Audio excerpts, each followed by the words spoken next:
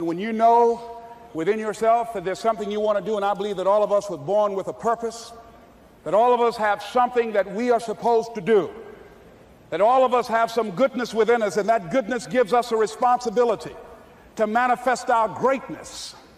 And when you know that, you can feel it in your guts, and you know that you're deliberately operating below your potential, you've gotten comfortable, you stop expanding, you stop stretching, you stop challenging yourself. Let me share something else with you.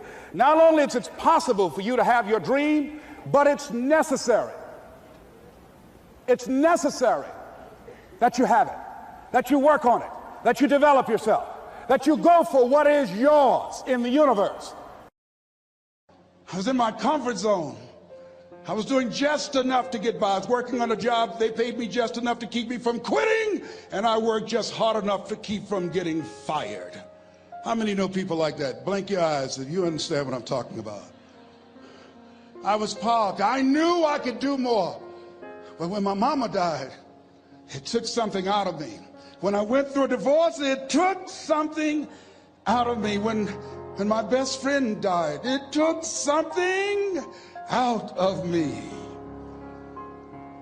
I parked. And somebody said that life is like an onion. You have to peel it one layer at a time. And sometimes you cry. Life's going to happen to you when you have a dream. You're going to get slapped around. And don't take it personal. Don't ask, why did this have to happen to me? Why not you? Who would you suggest? You want to give us some names, some email addresses? And don't tell everybody. 80% don't care, and 20% glad it's you. It's called life. Suck it up and move on. Get over it.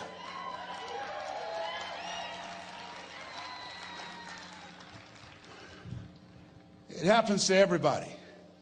Here's the other thing: as you look at your goals and look at your dreams, when you're going through some stuff, repeat out to me, please. When things go wrong, don't go with them. Yes, write that down. When things go wrong, don't go with them. When you're working on a business deal, you're counting on some money. Someone said you will get the loan, and it falls through. You have an event, and the people that you thought would be there and support you, they don't come through. Or someone turns against you, or you get ripped off. It's going to happen to you. Happened to me. Someone stole all my products, my database, over 180,000 names and addresses. It's not personal. It's going to happen to everybody. It does. 8 out of 10 millionaires have been financially bankrupt. Walt Disney had he filed bankruptcy 7 times and had 2 nervous breakdowns. It's called life. But I got a saying: when life knocks you down, try and land on your back, because if you can look up, you can get up. You've got the power in you to do that. You've got something special. You've got comeback power. Here's the other thing. Let us say together, it's possible. It's necessary. It's me. Yes, write that down. It's me.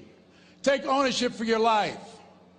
Nobody can live your dream for you but you. Nobody's going to take care of your business like you. Stop coming up with excuses. Don't give yourself permission to continue to live a small life. You can't fit a big dream into a small life. Give yourself permission to go for it, to test yourself, to challenge yourself, to live full. I like the saying, always strive to get on top in life, because it's the bottom that's overcrowded. The reason you're here is because there's something in you that says, I can do more.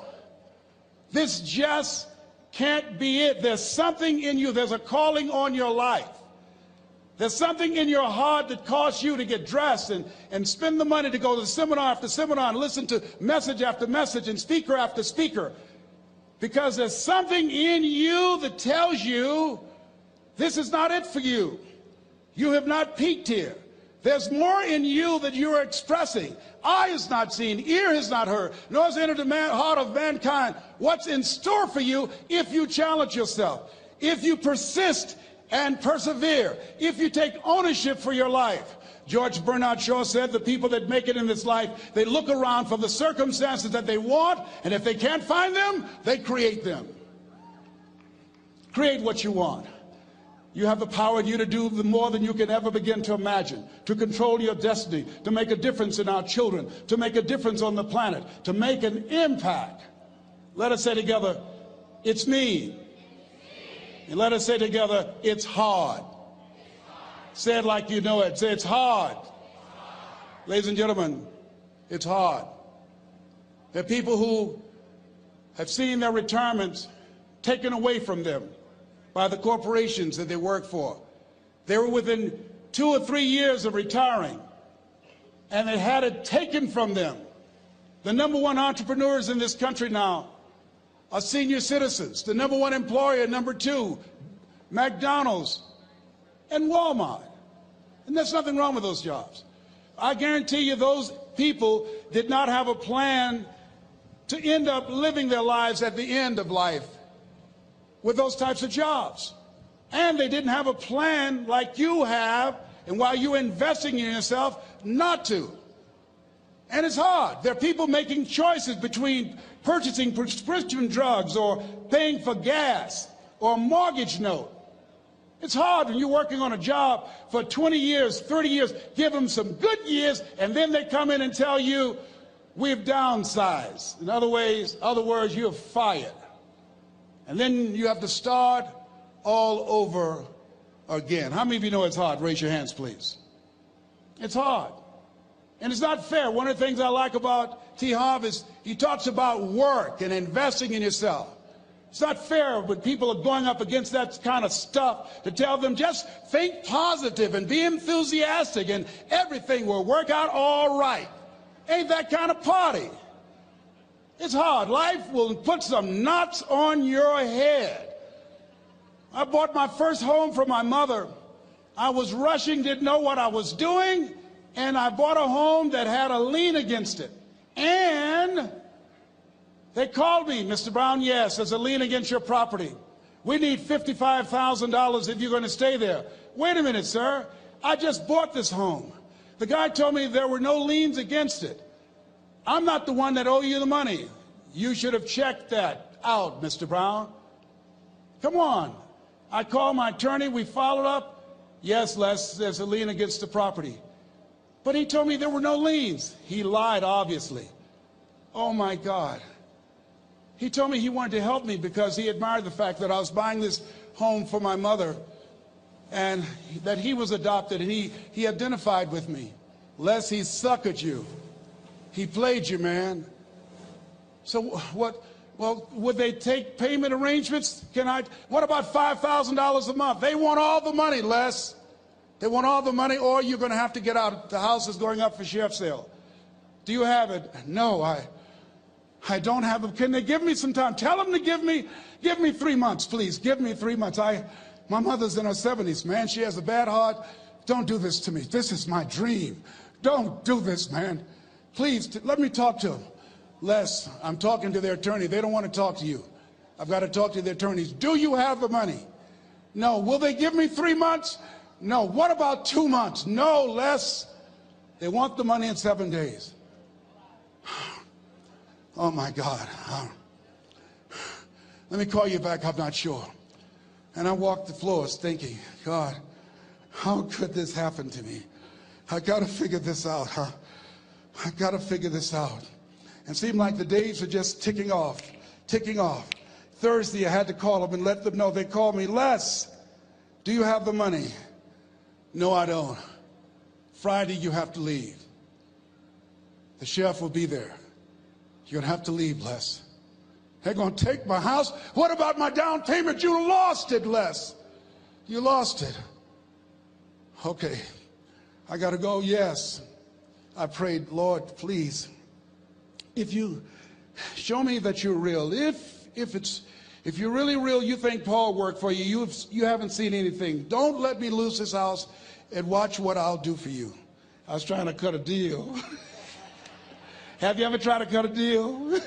It's amazing how spiritual you get when you get in trouble. You know what I mean? When I was diagnosed with prostate cancer, I was going to bed with the Bible and the Holy Quran and Science of Mind and Joel Goldsmith, everything I could find. I was praying to Jesus, Yahweh, Melchizedek, everybody. I was calling on everybody. It's amazing. And here I was walking the floor, 3 o'clock in the morning, and I had to go and wake my mother up. I got on my knees and I said, Mama, I said, I need you to wake up. She said, what's wrong, Leslie? I can hear you walking back and forth. I'm not asleep, son. I said, there's something I need to tell you. She said, your eyes are red. Why are your eyes red? Because I feel so stupid now. Why? We got to move tomorrow. Why, Leslie? There's a lien against the property and they want $55,000 and I don't have it. And we're going to be set out tomorrow. We have to go back to Liberty City. So she said, it's okay. I don't like this house anyhow. I said, why? She said, because of my arthritic knees, it hurts my knees when I go up the steps. I said, then why didn't you tell me? Because you were so happy. I just said it because you were happy. I'll live in a shack with you, boy. I love you. It's not the house. I love you. I love all my children. I said, thank you, Mama. Thank you.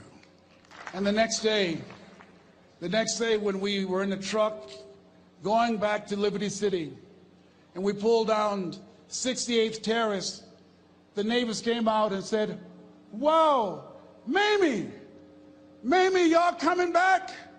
Are you back? Yes. What happened to the home your boy bought for you? Those boys you adopted. Leslie didn't do a title search. He made a mistake. And boy, I was so humiliated. How many ever made a mistake that you were just humiliated? Raise your hands. I was devastated. I was taking the furniture off the truck, and my mother came, and I was crying. And she said, boy, I said, yes, ma'am. She said, hold your head up. I said, Mama, I can't. She said, hold your head up. I said, why? Look what I've done. She said, it's okay. It's okay. You are going to make a lot of mistakes in life, young man. You're going to fail your way to success. You have nothing to be ashamed of. Keep your head up and take that furniture back in the house. I said, yes, ma'am. And I learned something from that. If you ever go through something, hold your head up. If you ever make a mistake, hold your head up. If you ever do something that everything goes wrong, life catch you on the blind side, hold your head up. It's not over. Goethe said, that which does not kill you will make you stronger. Hold your head up. Shake someone's hand on your right and left and say, hold your head up.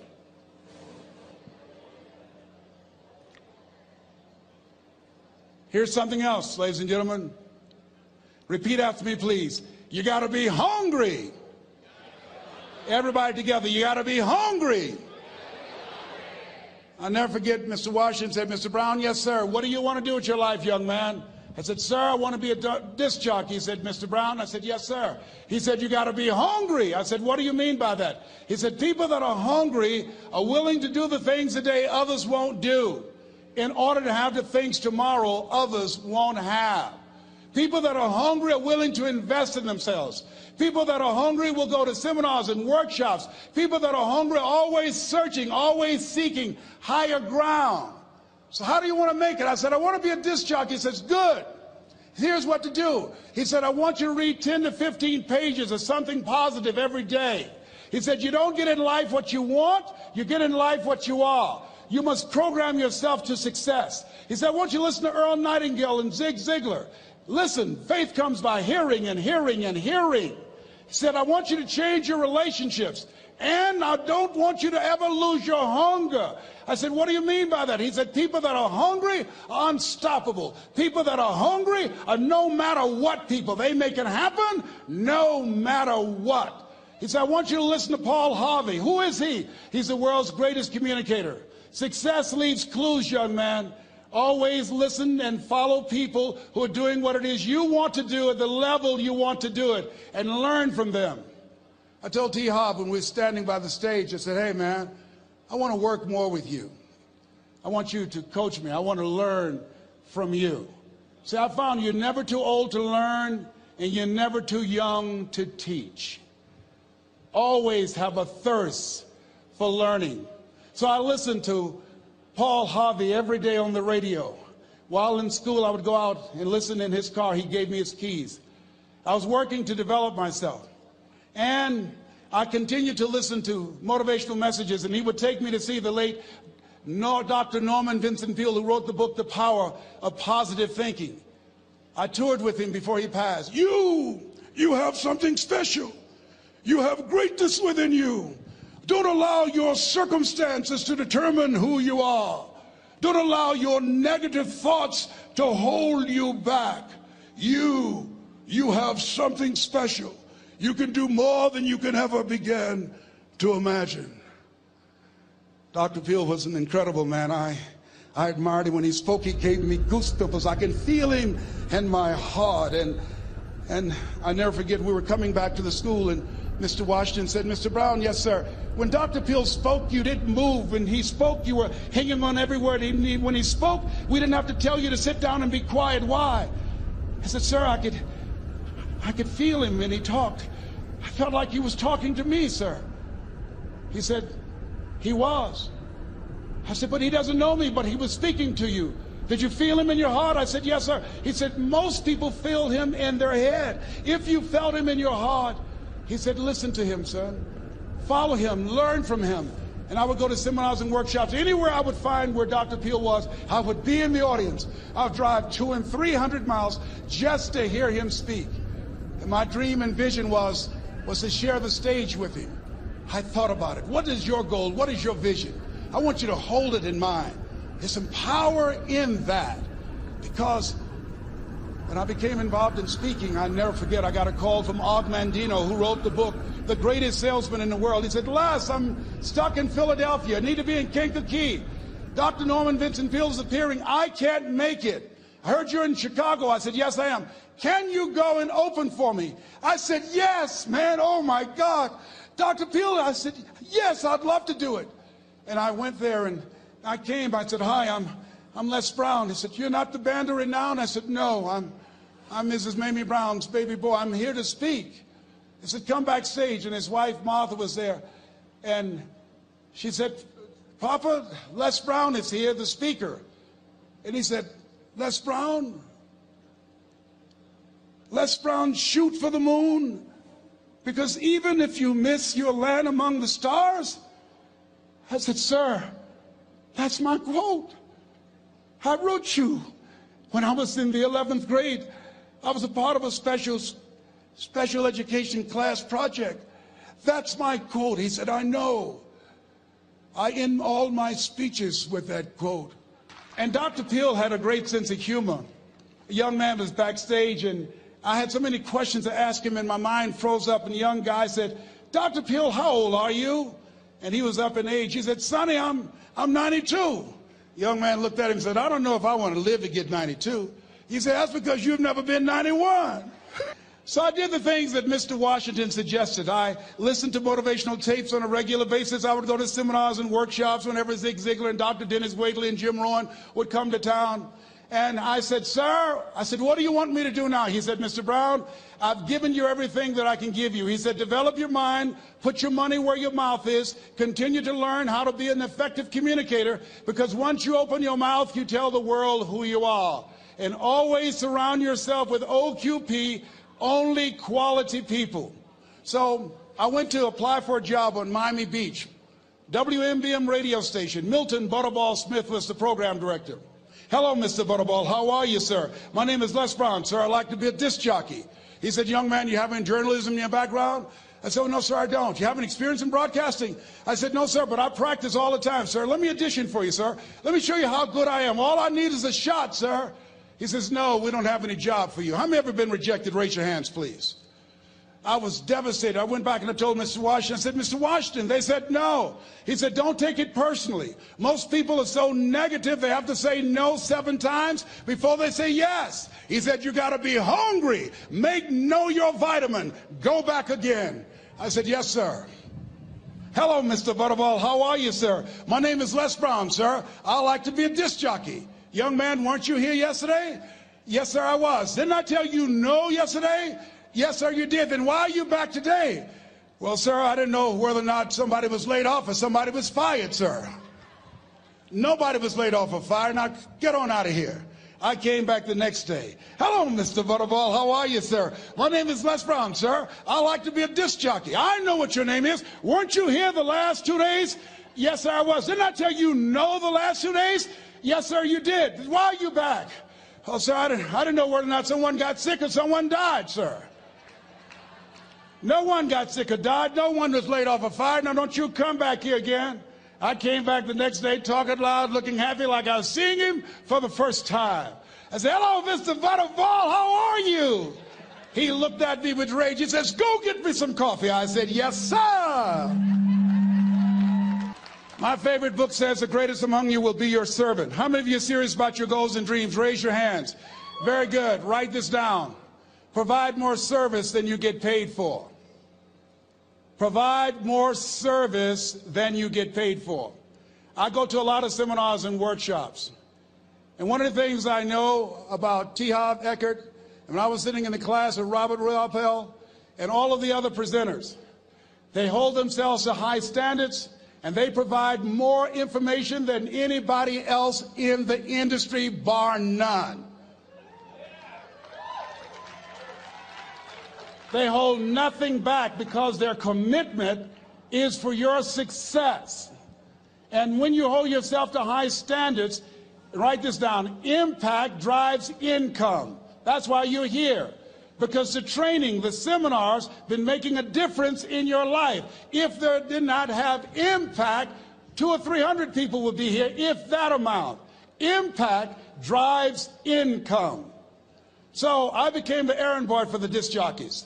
I would go get their lunch and their dinner, and I would bring it to them in the control room, and I'd watch them working the control boards, knowing my time will come. Write this down. I expect to reach my goal. Yes, you want to operate with a spirit of expectation. I expect to reach my goal. So I started preparing for the next position. Never forget one quote that I heard. As you look at your life, you look at your goals and dreams.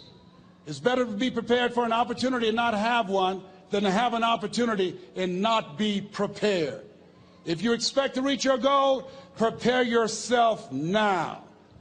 And so then pretty soon, the guys at the station, they begin to take a liking to me. Write this down. Build relationships.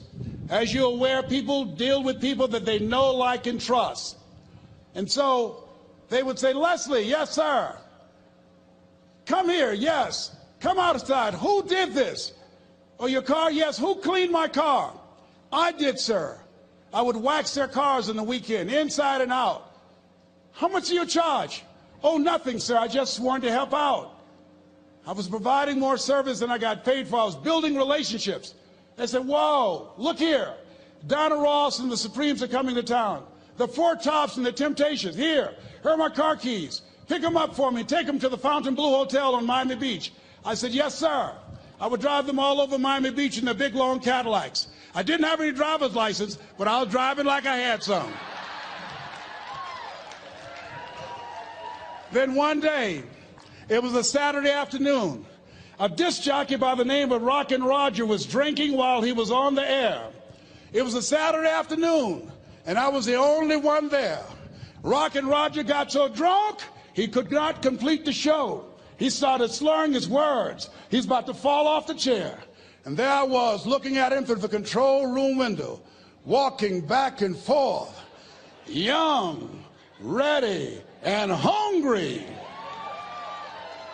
I was saying, drink, Rock, drink. Drink, Rock. I'd have gone and get him some more if he'd asked me to. Then pretty soon the phone rang. It was the general manager, and I answered the phone. I said, hello? He said, young boy, this is Mr. Klein. I said, I know. He said, Rock can't finish his program. I said, I know. He said, would you call one of the other DJs in? I said, yes, sir. I said to myself, he must think I'm crazy. I called my mom and my girlfriend, Cassandra. I said, y'all come out on the front porch and turn up the radio. I'm about to come on the air.